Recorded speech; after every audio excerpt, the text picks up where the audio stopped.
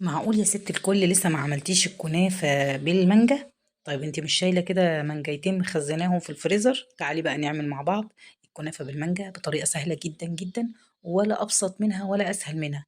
أي نعم هي قديمة وبقالنا 100 سنة بنعملها، بس لازم نعملها مع بعض على القناة عشان انتوا اخواتي حبايبي، وكل سنة وانتوا طيبين وحشتوني جدا جدا. واللهم صل وسلم وبارك على سيدنا محمد وعلى آله وصحبه أجمعين عليه أفضل الصلاة والسلام. يلا بقى نسمي الله ونجيب نص كيلو من الكنافة ونحطه في الفريزر، وبعد كده نضربه في الكبة أو نفركه بإيدينا لما يخليه ناعم كده خالص. وبعدين ننزل عليه بنص كوباية من الزبدة اللي أنا عملتها معاكم، موجودة عندي على القناة، وأتمنى تشوفوها وتعجبكم إن شاء الله.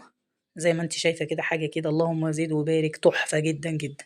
هننزل بإيه؟ بنص كوباية، وهنبدأ نحمص الكلام ده كله على النار زي ما انت شايفة كده.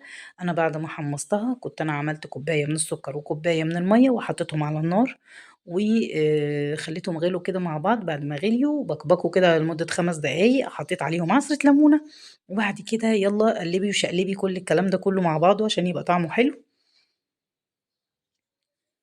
دي اول خطوة ودي اسهل خطوة على فكرة.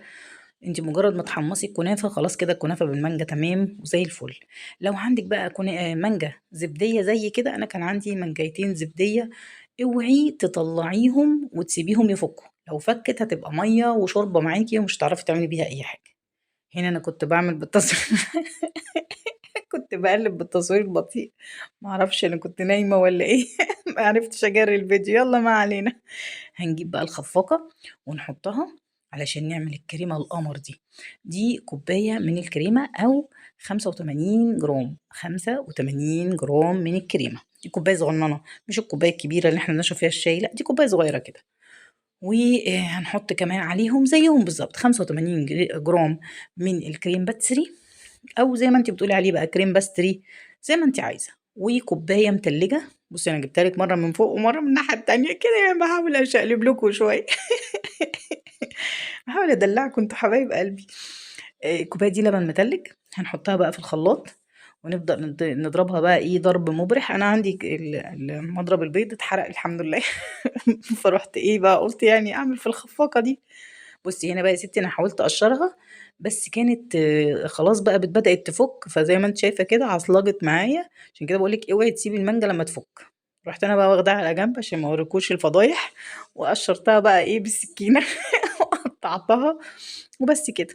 الكريمة بعد ما ضربتها يا ستي هنيجي بقى نحطها في كيس حلواني، وهنجيب بقى بولة كده اللي احنا هنحط فيها. انا حطيت الاول كنافة، طبقة من الكنافة، وبصي المانجا بقت عاملة زي مفعصة الصراحة، بس يعني هناكلها مش هنقول لها لا ابدا لانها كانت في الفريزر. وبعد كده يا ستي نزلت بطبقة من الكنافة وطبقة من المانجا صغنططة كده، انا مش عايزاها تبقى طرية. وجبت بقى الكريمة حطيت عليها كمان معلقة من المانجا وضربتها تاني، بس الخطوة دي انا ما جبتهاش للأسف. بعد كده حطيتها فين؟ حطيتها في كيس الحلواني وعملت له قطعته كده من تحت وبدأت أشكل بيه عشان يسهل عليا، لأن الكنافة لما بتحطي عليها كريم شانتيه أو الكريم شانتيه لما بتحطيها فوق الكنافة بيمسكوا في بعض وبيخلي الشكل العام مش لذيذ. عملت بقى في الطبق التاني برضو في البولة التانية نفس الكلام. وهنا بقى كبرت الفتحة شوية عشان أخلص. الكريمة هنا يا جماعة مش كريمة تقيلة، أنا عايزاها صوص، يعني صوص كده بس تقيل شوية. فاهمين قصدي ازاي؟ يعني انا مش عايزه تقلي كريم شانتيه، يبقى قللي كميه اللبن بس يا ستي. وهنا انا بسويها بقى علشان احط عليها القطع بتاعه المانجا. عايزه بقى تعملي حركه جامده قوي بعد ما تحطي المانجا دي، تكوني مدوبه باكو كده جيلي في كوبايه ميه سخنه وتحطيها. لو مش عايزه خلاص هي كده هتوفي بالغرض. انا هنا المانجايتين صراحه عملوا لي البولتين دول، والبوله الاخرانيه الصغننه التاني اللي كانت في اول الفيديو كانت محطوط فيها كريم شانتيه بس مش اكتر، يعني كنافه وكريم شانتيه بس كده. ما تنسينيش بقى يا ست الكل في اللايك والشير الكتير، وتسيبي لي كده كومنت حلو. بصي هنا الكنافه لزقت في المعلقه، فعشان كده انا بقول لك حاولي تحطي الطبقه وتستني شويه وتحطي بقى الكريم شانتيه. طبعا انا هنا لقيت فيه كريم شانتيه بزياده فحطيته، لان احنا اصلا بنحب الكريمه يعني.